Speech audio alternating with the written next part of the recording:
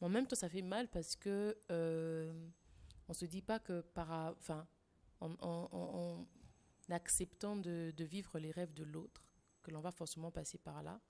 Et pour moi, c'est ma mère. Donc, moi étant moi aujourd'hui, imaginez, je suis mère aujourd'hui, vivre ça, enfin, je suis mère, je suis épouse, vivre ça, je me rends compte combien ça a dû être très difficile pour elle émotionnellement et aussi psychologiquement. Est-ce que vous l'avez appris comme tout le monde dans un livre ou dans une prédication, ou bien vous les saviez déjà avant? Non, j'ai déjà entendu des histoires. J'ai déjà entendu des histoires. C'est vrai qu'il y a certains détails, comme je dis, que les parents ne donnent pas toujours, que vous entendez peut-être dans une prédication. Moi, c'est plus dans les prédications que j'ai pris conscience de certaines réalités que mes parents ont vécues.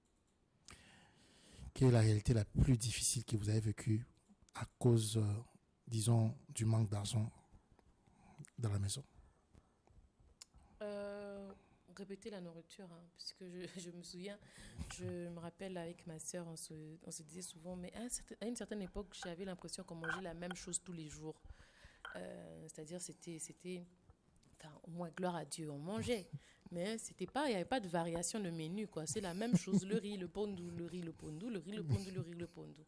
Bon, après, c'est vrai qu'on était là C'était aussi là, d'un j'allais côté, dire ça. mais Un mot de là qui se respecte, les riz pour nous. oui, mais faut pas exagérer, quoi. C'était vraiment ça dans notre mentalité d'enfant.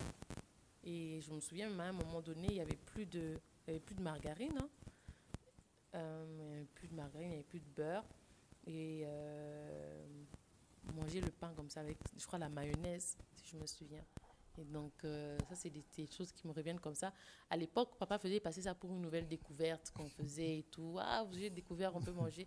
Mais c'est en grandissant qu'on se rend compte au fait que non, en fait, c'était pas une découverte. C'est parce il y avait pas, il y avait pas mieux, quoi.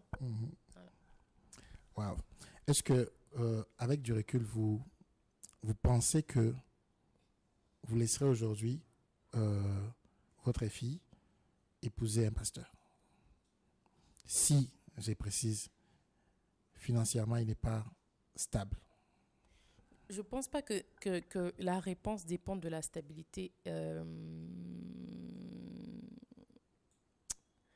que peut apporter le ministère. Je pense plus que ma crainte sera au niveau de l'endurance au fait de l'enfant.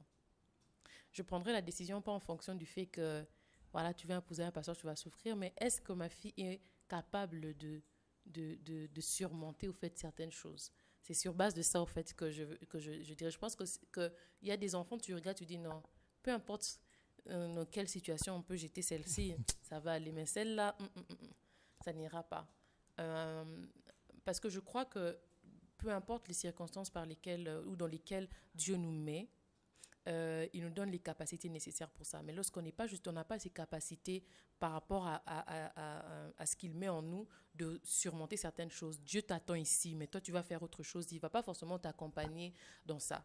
Mais lorsqu'il te lance quelque part avec une certaine carrure, alors lui-même te prend en charge. Donc je pense que je réfléchirais plus en ces termes-là et pas forcément parce qu'elle peut venir avec un maçon.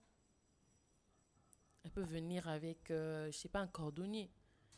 Le problème, c'est pas la pastorale. Le problème, c'est au fait, est-ce que ma fille est capable de vivre dans certaines conditions ou est-ce qu'elle a l'endurance par rapport à ça? Alors, je lui ferai réfléchir, pas en lui disant n'épouse pas un cordonnier, mais en allant là-bas, sache dans quoi tu es en train d'aller.